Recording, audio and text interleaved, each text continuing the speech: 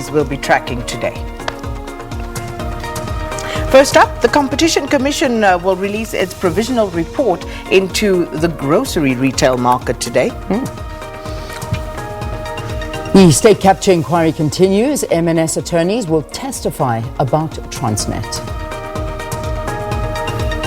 The Equality Court will hear a discrimination and hate speech case against former Busasa COO Angelo Agrizzi. Now, this comes after Agrizzi testified at the State Capture Commission of Inquiry, in which he admitted to using racial slurs. And SANBS showcases an innovative step in blood delivery using drone technology. Drones will be used to deliver blood products to selected blood banks and hospitals in South Africa, especially to those in remote areas. Fantastic story. Yep. Yeah, that should be nice to see today. Right, let's move from that now to what it is that social media was abuzz with. And those are our trending topics, and these are some of the top ones. Hashtag my first period. And this was, of course, about World Menstruation Day, or you know, and quite a lot of talk and innovation was discussed around this particular matter. I know in South Africa we have a particular problem, especially with girl children losing out on a significant amount of school time because of a lack of sanitary towels and other items that they may require at that time of the month. All right, so everybody talking to the hashtag my first period, and many sharing their stories as well. So that's one of the trending topics. Another one is David Mabuza, the Deputy President of the ANC, sworn in as an MP. You'll remember all of the dilemmas last week when he decided to forego being sworn in as an MP, and then all speculation began. He wanted to go before the Integrity Committee to find out what it was, what is going on.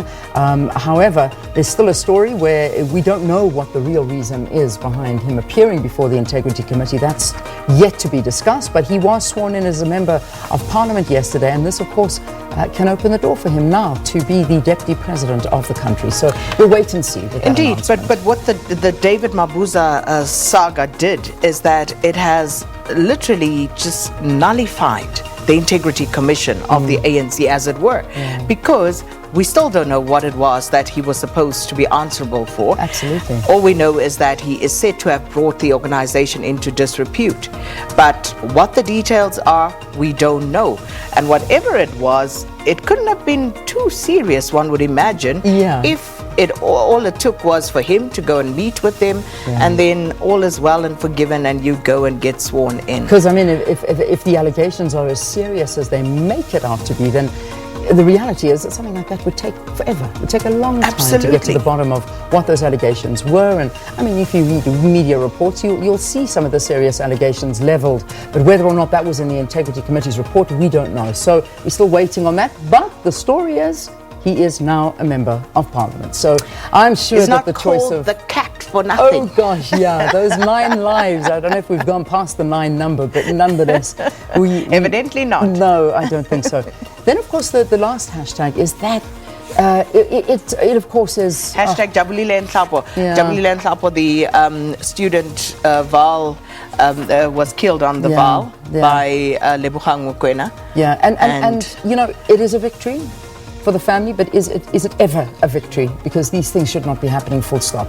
So it sort of makes you think, you know, why are we a society like this? Our top story in Soshanguve, three children hanged, then the boyfriend hangs himself. This story, a 30-year-old sentenced to life imprisonment by the South Gauteng High Court for killing Jabulile Nhlapo. These stories of violence and murder and killings are just things that really put a big blight on our country and our reputation. Absolutely, as well. and the whole issue around femicide. Yeah, it's horrendous. We've spoken about this, you know, several times, because there was a time when this was going on as if, you know, it was a norm almost, and here we are back again discussing the very same issue.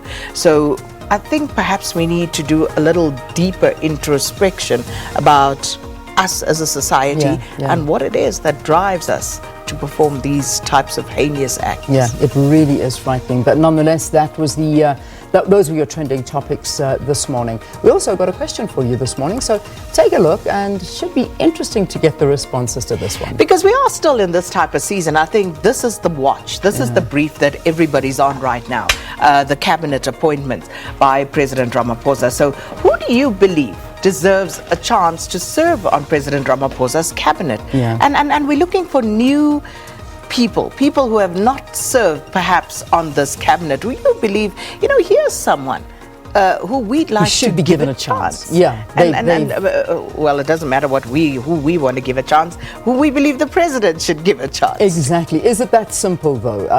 Do you just get given a chance, or is there so much happening behind the scenes right now? There's a lot of what we're seeing that, that just simply by deserving to have a chance, I don't know if it works out that way. But if we lived in a perfect world, who do you believe should be given a chance to serve in cabinet? And perhaps take it even further. Tell us which ministry. Exactly, which ministry, and who do you really not want to see back in cabinet? Just to say enough is enough. Please, let's forget it. Let's move on and give someone else a chance. So, today, look, we were told that the announcement will be happening later this week. I define Wednesday until tomorrow. Onwards as later I think the president will take all the time that he can.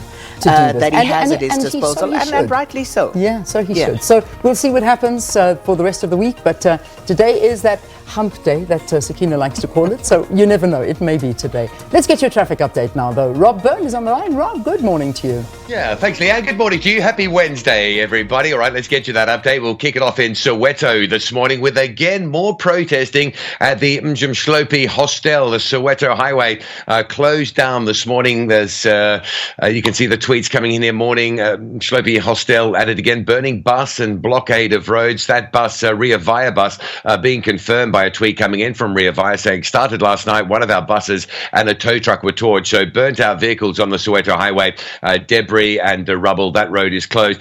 This is the impact if we have a look at the live impact. So if you come from Meadowlands, Dobsonville side, you're going to either have to divert up through the Fleurhof area to Main Reef or get stuck in some heavy traffic already building up. You can see that the diversion routes down through Orlando trying to get you down towards Klipspruit Valley Road. So just give yourself plenty of time coming out of Soweto this morning from Orlando, from Meadowlands, from Dobsonville, because of the closure of that Soweto Highway. All right, just from that, I thought we'd stay in Joburg and just give you an update on this M2 highway closure. It's been closed for a while. It's going to stay closed for a lot longer until about the end of October or November. And here's a look at what's going on. It's the bridges that needed to be fixed between Benrose and the Crown Interchange. So full closure of the M2, and you can see my JRA and their teams, hard at it at work. That's a big job. That a lot of concrete and reinforcing that all needs to be broken down and then reset up again. So that's the latest look at what's happening on the M2 there. And just away from that, into Cape Town with yet another train fire